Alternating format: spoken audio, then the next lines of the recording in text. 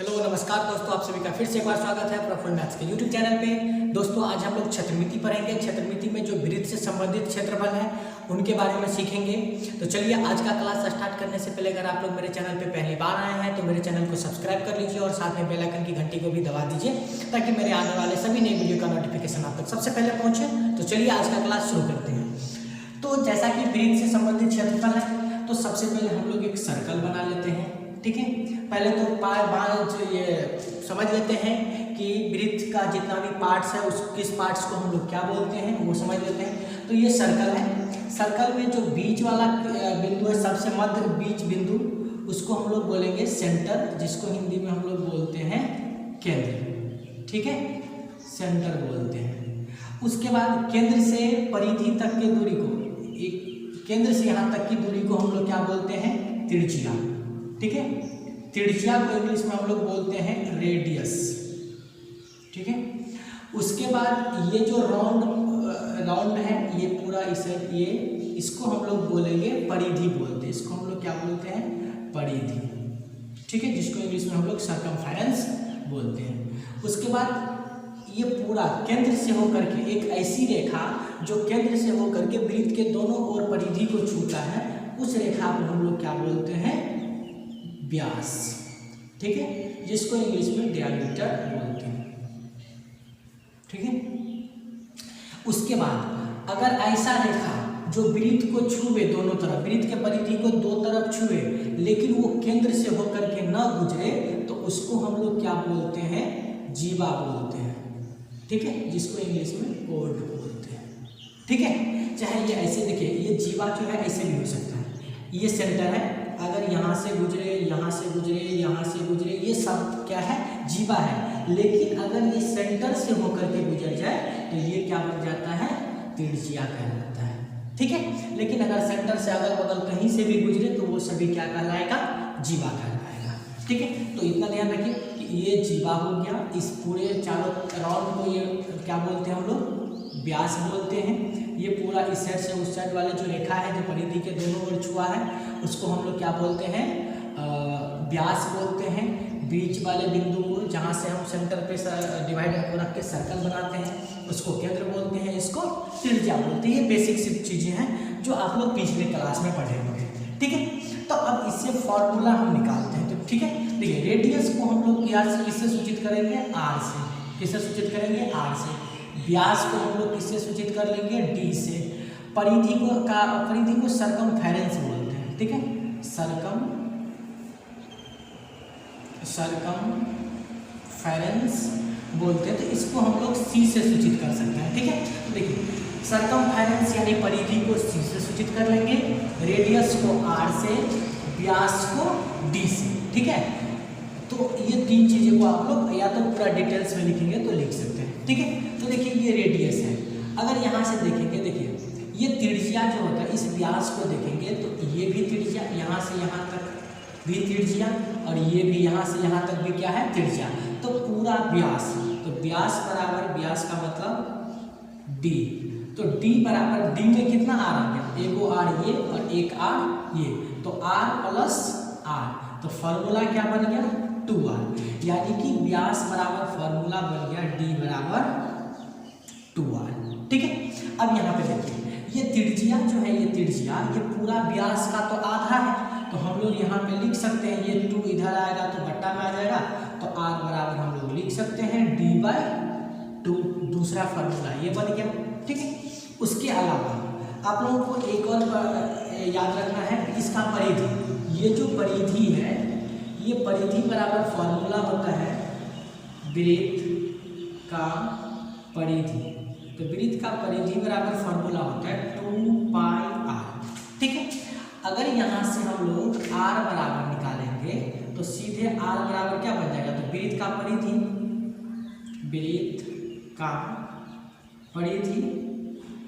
बट्टा में ये 2π है तो यहाँ पे आ जाएगा बट्टा में 2π। तो एक r बराबर फॉर्मूला आप लोगों को ये भी निकल गया, r बराबर कितना, वृत्त का परिधि बट्टा 2π। यहाँ से आप लोग एक चीज़ और निकाल सकते हैं, देखिए ये इसको हम लोग ऐसे लिख सकते हैं, ये 2πr जो है तो इसको तो हम ऐसे भी लिख सकते हैं पाई इंटू 2r, और 2r के जगह पे हम लोग क्या लिख सकते हैं, डी। तो यहाँ पे वृत्त का परिधि बराबर एक और फॉर्मूला बन गया, वृत्त का परिधि बराबर, तो वृत्त का परिधि बराबर यहाँ पे देखिए 2 और r मिला करके क्या बन गया, d। तो वृत्त का परिधि बराबर क्या फॉर्मूला बन गया, पाई इंटू डी। अगर यहाँ से हम लोग d बराबर निकालेंगे तो वृत्त का परिधि रहेगा और ये पाई इधर है तो इधर आएगा, तो किस में आ जाएगा, बट्टा में। तो d बराबर फॉर्मूला बन गया क्या, d बराबर फॉर्मूला बन गया वृत्त का परिधि बट्टा पाई। वृत्त का परिधि बराबर फॉर्मूला क्या निकल गया, पाई इंटू डी, या r बराबर फॉर्मूला क्या निकल गया, वृत्त का परिधि बट्टा 2 पाई। वृत्त का परिधि बराबर कितना हो जाएगा, 2 पाई r। तो आप लोगों को ये सभी फॉर्मूला को याद रखना है, ठीक है। अब सबका यूज कहाँ पे, जहाँ पे r दिया रहेगा वहाँ पे ये फॉर्मूला लागू कर देंगे, जहाँ पे d दिया, जहाँ पे हमको r निकालना है, वृत्त का परिधि दिया है तो ये वाला फॉर्मूला यूज कर लेंगे। अगर हमको d दिया हुआ है तो वृत्त का परिधि बराबर ये वाला फॉर्मूला लगा देंगे। तो ये सभी फॉर्मूला आपको याद रखना होगा, 1 2 3 4, एक यहाँ पे 5 और एक यहाँ पे 6। ये 6 फार्मूला है जो वृत्त के परिधि और त्रिज्या और व्यास से संबंधित है, ठीक है। इसके बाद आता है आप लोगों को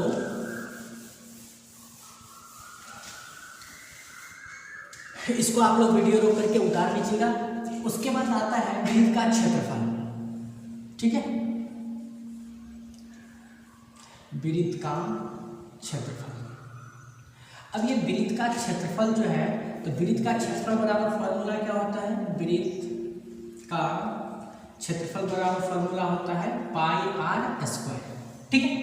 वृत्त का फॉर्मूला होता है वृत्त का क्षेत्रफल बराबर पाई r स्क्वायर।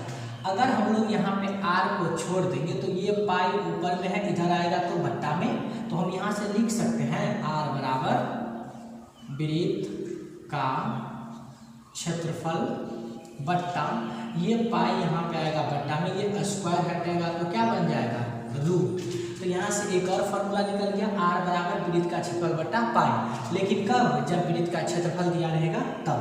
तो आप लोग एक फार्मूला ये भी हो गया, दूसरा फार्मूला ये भी हो गया, ठीक है। तो यहाँ से निकाल सकते हैं r के बाद r के जगह पे हम लोग लिख सकते हैं d।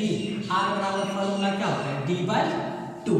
तो अगर r के जगह पे हम लोग d/2 रखेंगे तो क्या बन जाएगा, तो यहाँ पे आएगा कितना, रूट अंडर वृत्त का क्षेत्रफल अब बट्टा में कितना, पाई। ये 2 इधर बट्टा में है, इधर आएगा तो किस में हो जाएगा, गुना में हो जाएगा, 2 इंटू।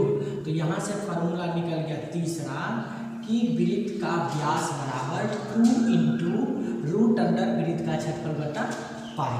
तो आप लोग इस फार्मूले को भी याद रख लीजिएगा, इसको भी, ये 3 फार्मूला, यानी कि पीछे जो 6 फार्मूला था वो और 3 ये, तो ये 6 3 9, ये सभी 9 फार्मूला को आप लोग याद कर लीजिएगा।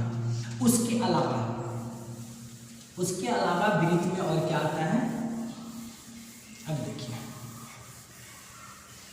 अब जैसे कि एक सर्कल है, ठीक है, ये वृत्त है, ठीक है, वृत्त का ये सेंटर है। एक त्रिज्या हम लोग इधर खींच देते हैं और एक त्रिज्या इधर खींच देते हैं और इसको काट के हम लोग हटा लेते हैं, ठीक है, इसको काट के हम लोग हटा लेते हैं। तो कितना बचेगा, ये इतना बच जाएगा और ये काट करके यहाँ से काट करके हम इसको यहाँ पे लेंगे। और एक चीज़ और, वृत्त का जो पूरा सर्कल होता है वो कितने डिग्री का कोण बनाता है, 360 डिग्री का। वृत्त का पूरा सर्कल कितने डिग्री का कोण बनाता है, 360 का।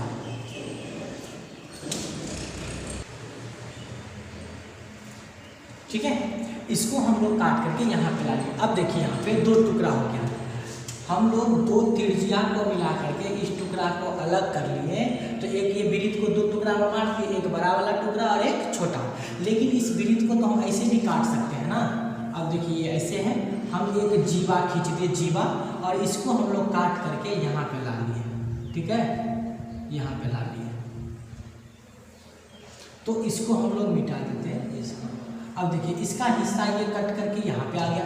तो वृत्त को हम दो तरीके से काट सकते हैं, एक तो दोनों दो त्रिज्या को मिला करके काट सकते हैं, या फिर एक जीवा खींच करके हम लोग क्या कर सकते हैं, जीवा को खींच करके काट सकते हैं। तो देखिए इस तरह का जो टुकड़ा होता है ना, इस टुकड़े को हम लोग बोलते हैं त्रिज्यखंड।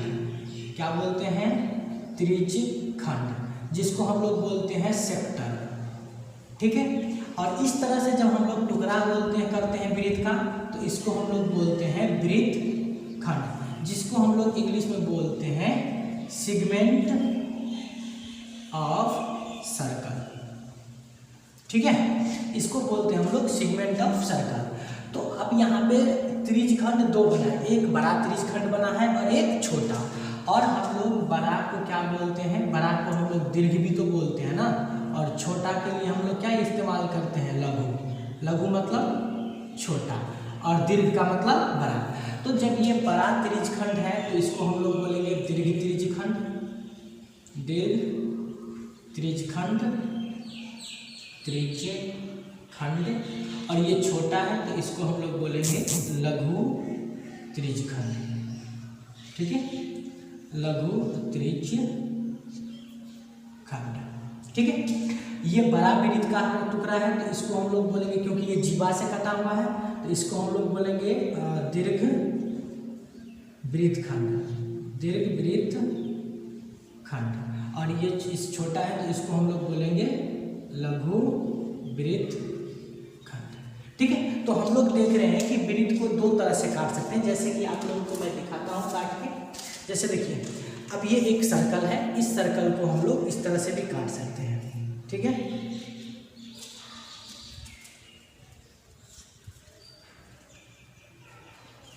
देखिए। ठीक है, अब इस तरह से भी हम वृत्त को काट सकते हैं। तो ये दोनों त्रिज्या से कटा हुआ है, तो ये लघु त्रिज्यखंड है और ये दीर्घ त्रिज्यखंड है। ठीक है, कोई जरूरी नहीं कि इतना ही कटेगा, और ज़्यादा कर सकता है। जैसे कि आपको काट के दिखा रहा हूँ।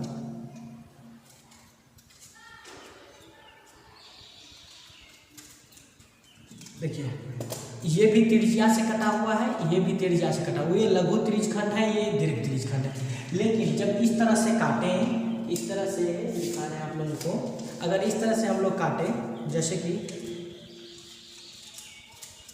देखिए इस तरह से अगर हम लोग काटेंगे तो ये दीर्घ वृत्तखंड हुआ और ये लघु वृत्तखंड। ठीक है, तो यही यहाँ पे समझाना था।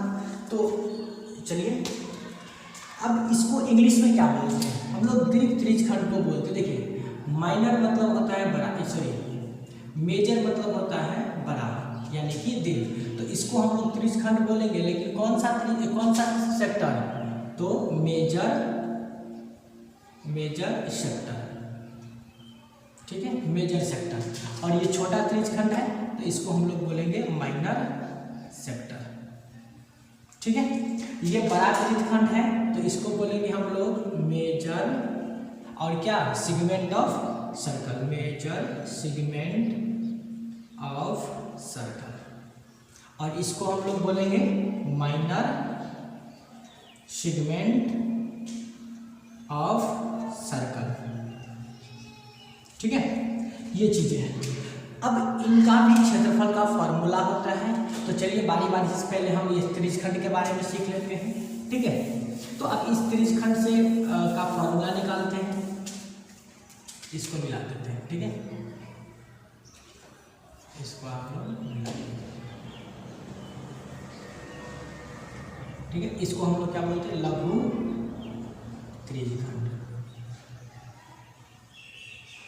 ठीक है, तो देखिए ये पूरा सेक्टर जो है, ये पूरा वृत्त, इस वृत्त का क्षेत्रफल हम लोग क्या निकाले थे? वृत्त का क्षेत्रफल। वृत्त का क्षेत्रफल बराबर क्या होता है? पाई आर स्क्वायर।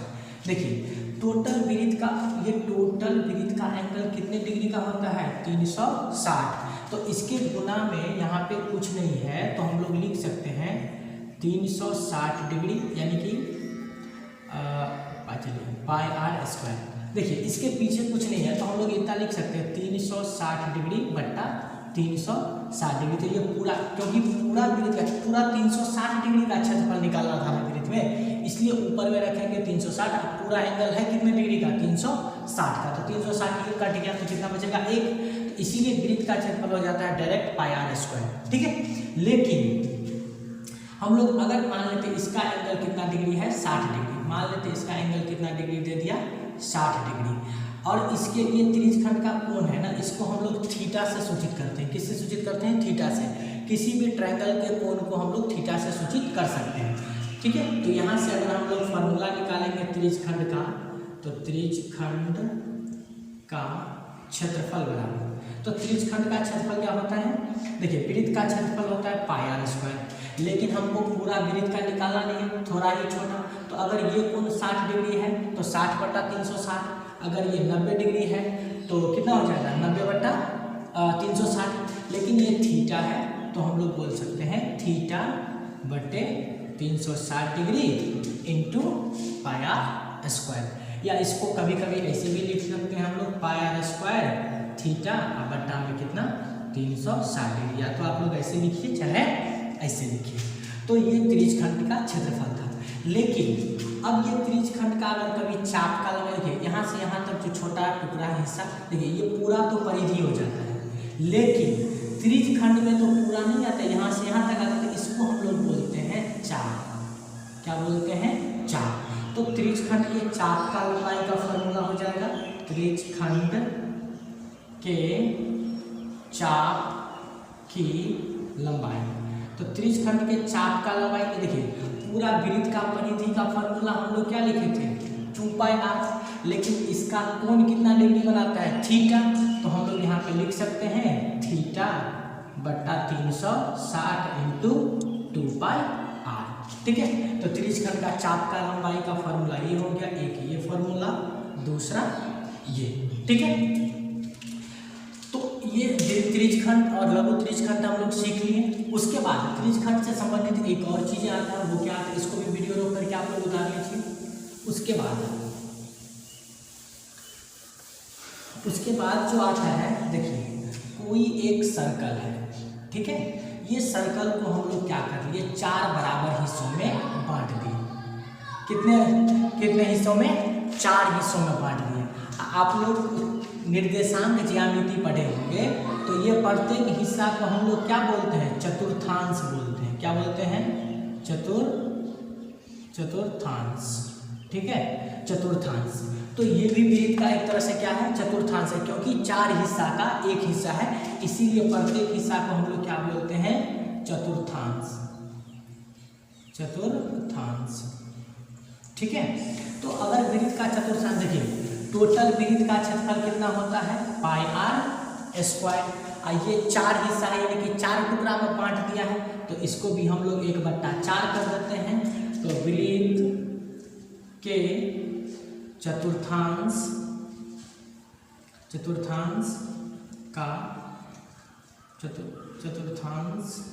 का क्षेत्रफल बराबर फॉर्मूला हो जाएगा 1/4 पाई आर स्क्वायर।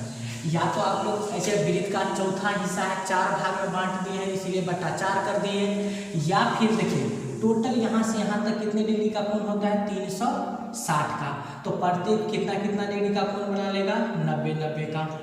ठीक है, 90 का। लेकिन अब अभी त्रिज्यखंड का क्षेत्रफल हम लोग पढ़े थे, अभी त्रिज्यखंड का क्षेत्रफल क्या पढ़े थे, θ/360 डिग्री गुना पाई आर स्क्वायर। तो थीटा की जगह पे कितना आ जाएगा यहाँ पे 90, तो 9 चौका 36, तो बराबर 1/4 बचा, तो इसीलिए हम लोग इसको लिख देते हैं 1/4 पाई आर स्क्वायर। तो आप लोग इस फॉर्मूला को भी याद कर लीजिएगा।